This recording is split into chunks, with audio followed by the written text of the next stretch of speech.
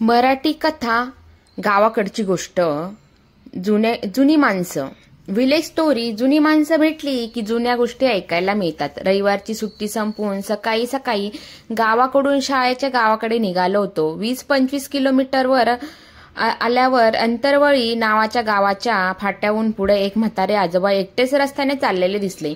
गाडी थांबून मी विचारलं, कुठं निघालो बाबा? तसे ते म्हणाले, लेकीकडे चाललोय. मी म्हणलो, बसा.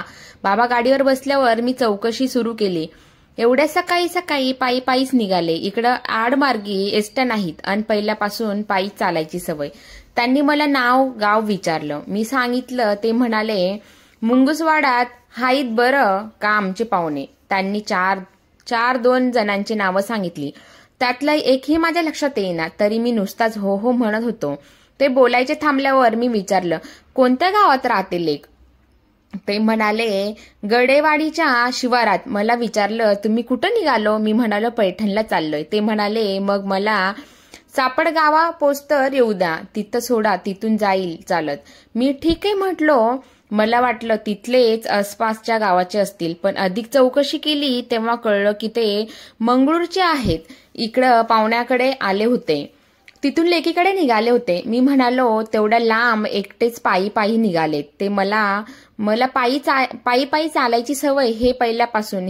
ते त्यांच्या तरुणपणाचे अनुभव सांगू लागले. एकदा असंच भल्या पहाट उठून मी खांद्यावर धोतर टाकून पैठणला वारीला गेलो होतो.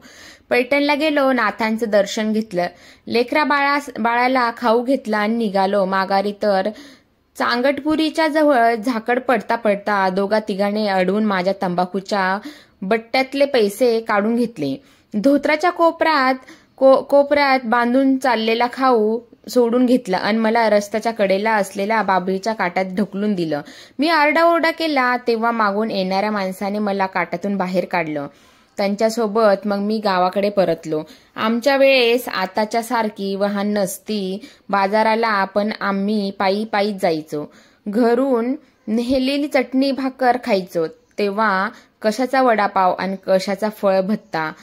चाराण्याचे चिपटभर फुटाणे यायचे तेव्हा द्यायचो आणि कोपरीच्या खिशात टाकून साऱ्या वाटाने खात खात जायचो. रस्त्यात कुठं वगळीला पाणी असलं तेच प्यायचो. आजोबा सांगत होते, मी ऐकत होतो. अधूनमधून मीही एखादा प्रश्न विचारायचो. बोलता बोलता मी म्हणालो, पण खाय प्यायची मज्जा होती तुमची. गाई म्हशीचं दूध आणि सकस गावरान अन्न ते खरंय, पण ते तरी कुठं पोटभर मिळत होते. बाजरीच्याच भाकरी आणि बाजरीच्याच पिठाचा खळगूट, चटणी होई, तेल नाही. दुष्काळाच्या साली तर आम्ही बरबाबड्यांच्या भाकरी करून खाल्ल्या. राहायचे तर इचारूच नका. 4 खणाचे माळादाचे घर, त्यातच सगळे पाऊस आलं की गळायचे. सगळे त्यातच राहायचे. पाऊस आला की गळायचे. बूड टेकायला जागा मिळायची. एवढ्या घरात सगळे राहायचे. म्हातारा म्हातारी लेक सुना सगळे त्यांच्यातच. तवा आम्ही भाकरी तुकडा खायच्या आधी देवळात गोधाडे आथरून जागा धरायचो आणि घरी भाकर तुकडा खायला यायचो. मागं येईस्तोवर कुणीतरी आमचे गोदाडे फेकून देऊन त्या जागेवर झोपलेलं असायचं. असे हाल होतं तेव्हा आमचे राहायचे, खायचे आणि खाय प्यायचे. कपड्यांचं तर विचारूच नका. आमच्या 2 भावात एक सदरा होता. तो आम्ही कुठं गावाशीला जायचं असलं तर घालीत. आमच्या गप्पा सुरूच होत्या. तेवढ्यात चापडगाव आलं. मी विचारलं, उतरायचं का बाबा इथं? मी मधून जाणार नाही. तसे बाबा म्हणाले, मला तिकडे शिवाला उतरवा, मी जाईन तिथून चालत. थोडासा पुढे गेल्यावर बाबा म्हणाले, थांबा, मला इथं उतरू द्या, मी जातो इथून चालत. इथून जवळ आहे. म्हाताऱ्याला एवढं लांबून आणलंय, अर्ध्यात कशाला सोडायचं म्हणत मी त्याची लेक राहत असलेल्या कच्च्या रस्त्याच्या मार्गाने गाडी घेतली.